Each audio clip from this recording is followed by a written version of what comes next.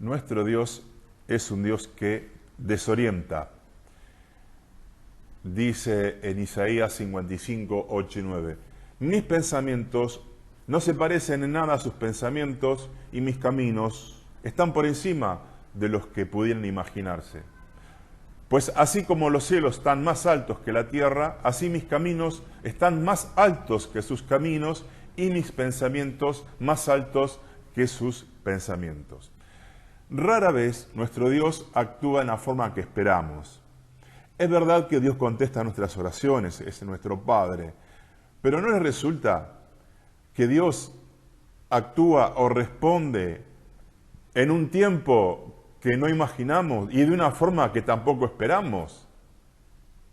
La Biblia está llena de ejemplos en que Dios actúa de una manera extraña o ilógica y sorpresiva. Por ejemplo, a Noé le ordena construir un barco en medio de la tierra, en medio, digamos, de un continente, cuando nunca había llovido, para una inundación.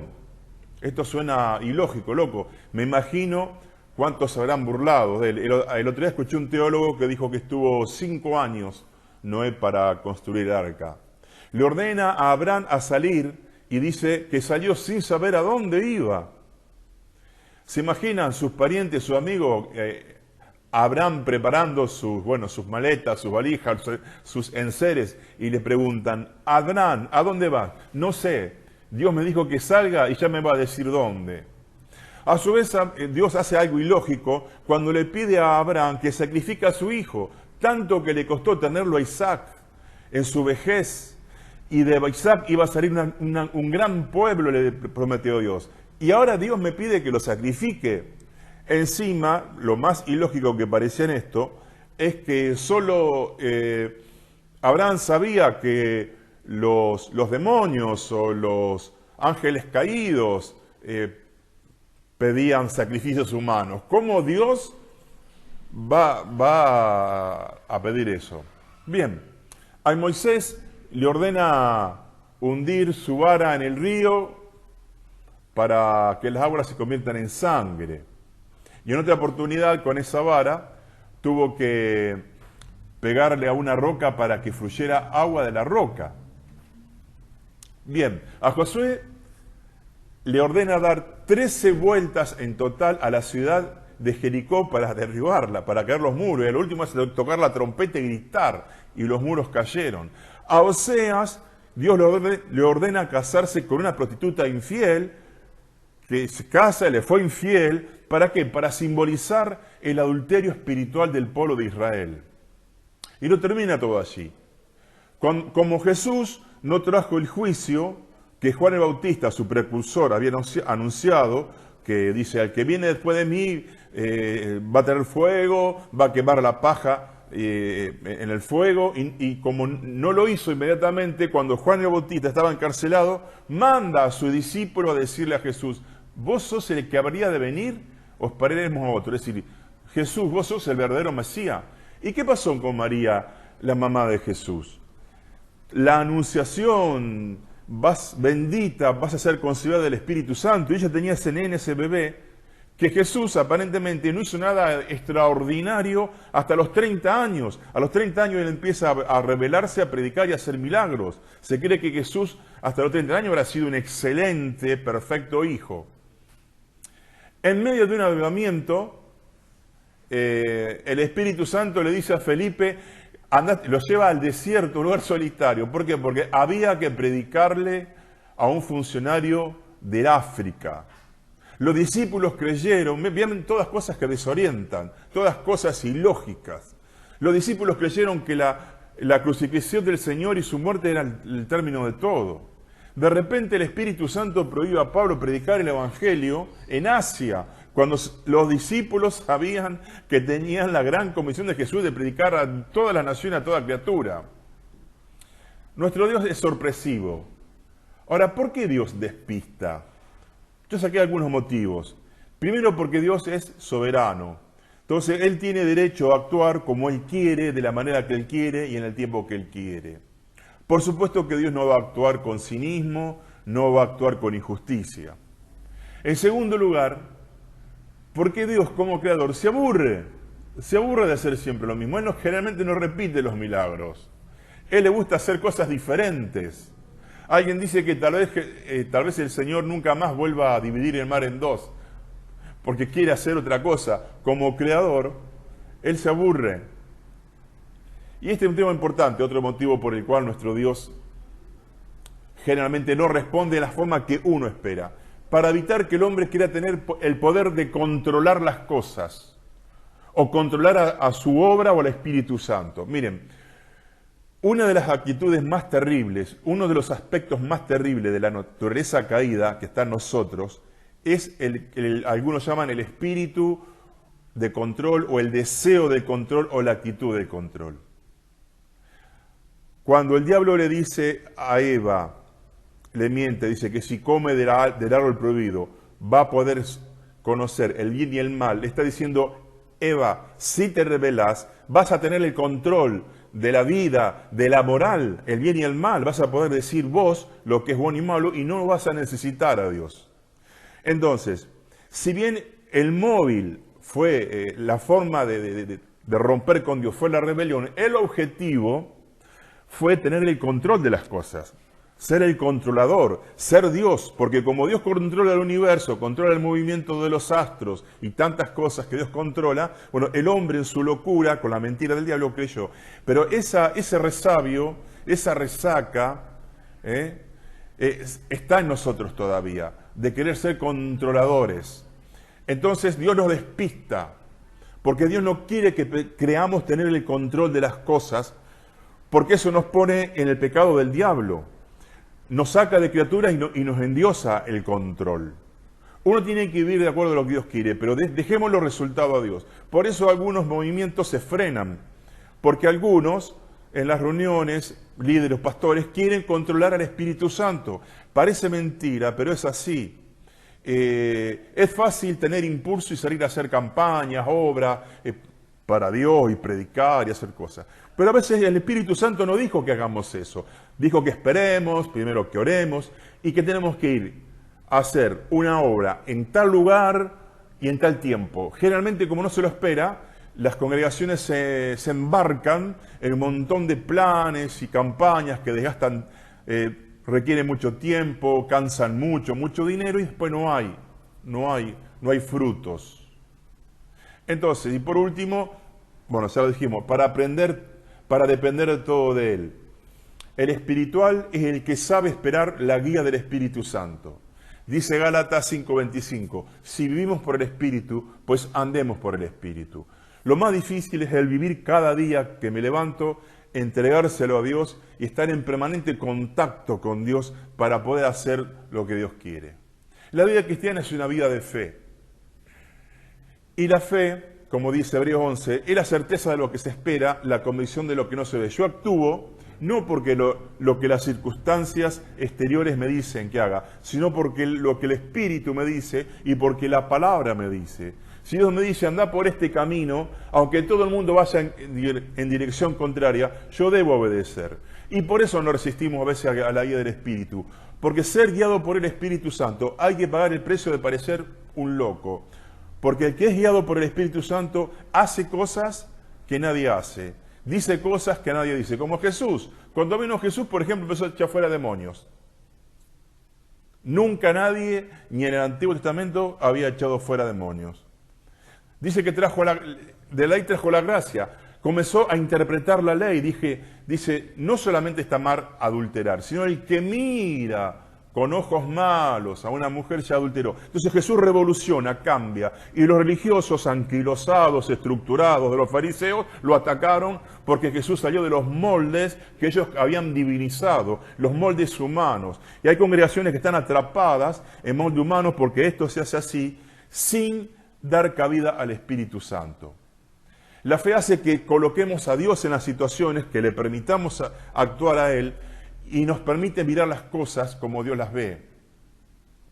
Si realmente creyésemos, Romanos 8:28, que para los que aman a Dios todas las cosas le ayudan a bien, mire, casi no estaríamos nunca tristes, ni afligidos, ni temerosos, ni deprimidos. Estaremos más alabando que quejándonos, porque creemos a Dios, creemos que es todo para nuestro bien. Entonces, El hombre espiritual, guiado por el Espíritu, va a hacer cosas ilógicas e insospechadas. Miren, Jesús, cuando se pone a hablar con la samaritana, fíjense lo novedoso que era Jesús. Ahí rompió una barrera sexista, porque los hombres generalmente en las calles no hablaban con una mujer. Pero a su vez rompió barreras culturales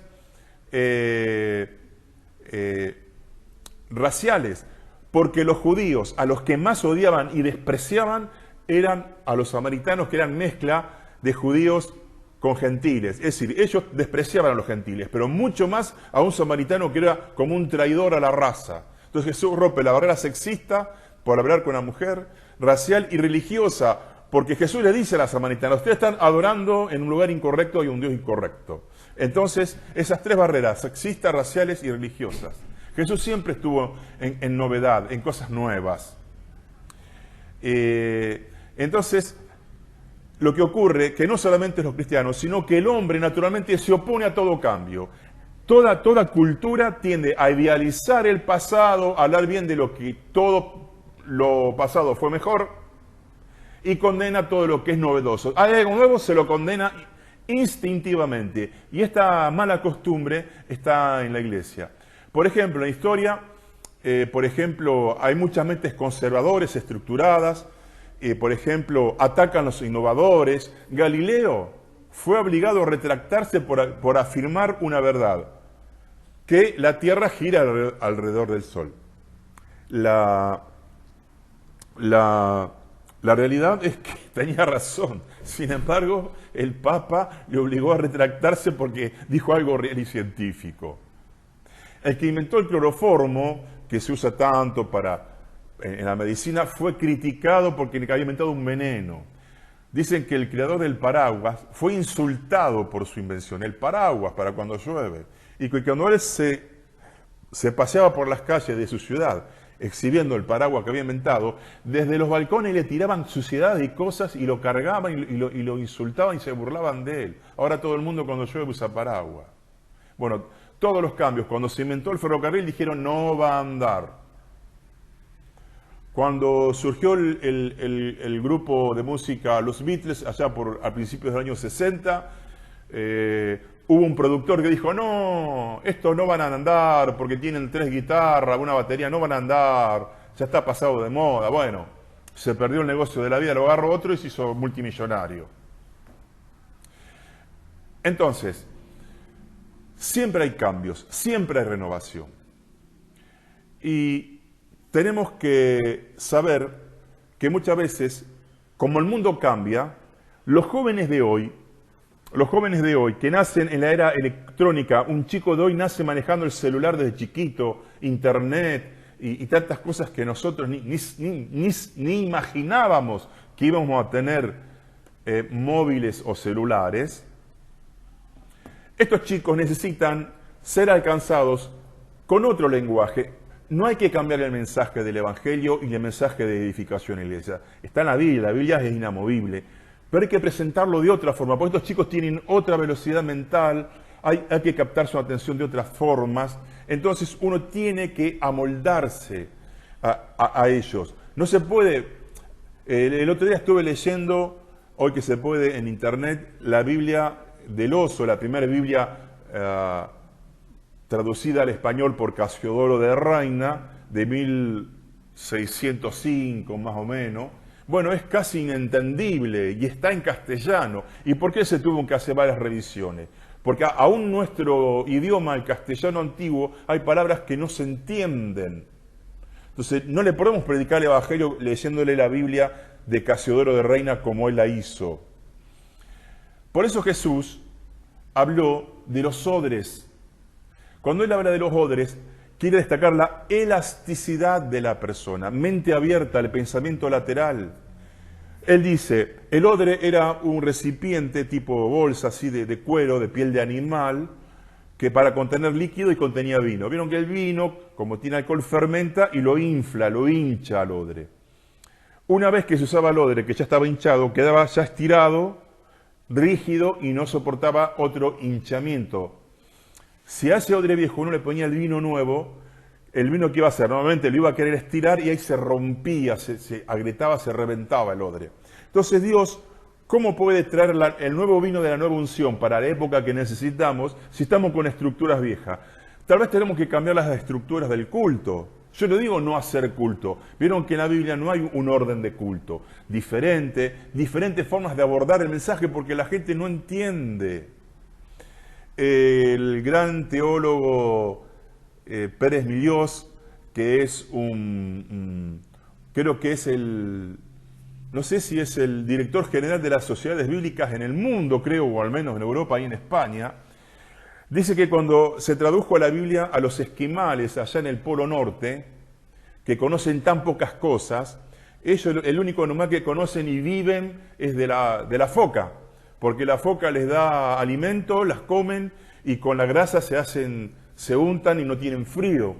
Entonces, cuando tuvieron que traducir en Juan, este es el Cordero de Dios que quita el pecado del mundo, ¿saben cómo tradujeron? Esta es la foca de Dios. Jesús es la foca de Dios que quita el pecado del mundo, porque ellos si no, no lo podían entender, porque nunca vieron un cordero, nunca vieron un sacrificio de un cordero. Entonces, el odre tiene que ser elástico, tenemos que adaptarnos, no tenemos que endiosar al pasado y anquilosarnos y estructurarnos. Tenemos que ser, dicen, como el árbol, cambia las hojas, pero no las raíces. La Biblia, las verdades bíblicas, los principios bíblicos son todos iguales, pero en la forma renovada de mirar las cosas. Había una propaganda, una publicidad de hace muchos años que dice que crecer es mirar las cosas diferentes cada día. Qué interesante. Entonces, hablando de lo viejo y de lo nuevo, algunos dicen los rígidos conservadores, o como dice alguien, la ortodoxia fosilizada. Dice, uy, ¿cómo está el mundo? Hoy tendría que volver a ver un apóstol Pablo, un Martín Lutero, un Spurgeon, un Juan Wesley. Pero se equivocan. Esos hombres sirvieron para esa época. Para esta época tal vez no servirían. Hoy estás ustedes, estás vos, estoy yo. Hoy la obra de Dios se hace con nosotros. Si nosotros nacimos en esta época de computación y de una tecnología que no tiene límite, es porque no es a nosotros. Y para terminar, algunos tienen una resistencia, como dijimos, instintiva a los cambios, y dice Daniel, el libro de Daniel en el capítulo 2, que Él es el que muda los tiempos, Él cambia las edades. Miren, no queramos volver al pasado como hacen, creo que los menonitas, que quieren vivir sin electricidad, con carros tirados para el caballo, no le dejan a los jóvenes tener móviles o celulares, porque ellos endiosan el pasado. Y el pasado también fue mundo, ¿entienden? Entonces, ¿qué vamos a usar? Túnica, como usaba Jesús. Entonces, no tenemos que endiosar el pasado, porque como Dios cambia las edades, si vos estás desconforme con esta época tan tecnológica, con dispositivos que no tienen límite, es lo que Dios quiso. La época la cambió Dios. Y si vos te revelás a esta época, te estás revelando a lo que hizo Dios. Tenemos que revelarnos con el pecado, con las cosas que están en contra de la Biblia, pero no contra la tecnología, porque bien usada la tecnología como ahora, podemos difundir la palabra de Dios. Entonces, seamos como Dios, creativos, abiertos a depender permanente de la guía del Espíritu Santo, ser dóciles a su guía y ser como los odres, tener pensamiento lateral y ser dóciles, porque nuestro Dios es un Dios que desorienta y despista.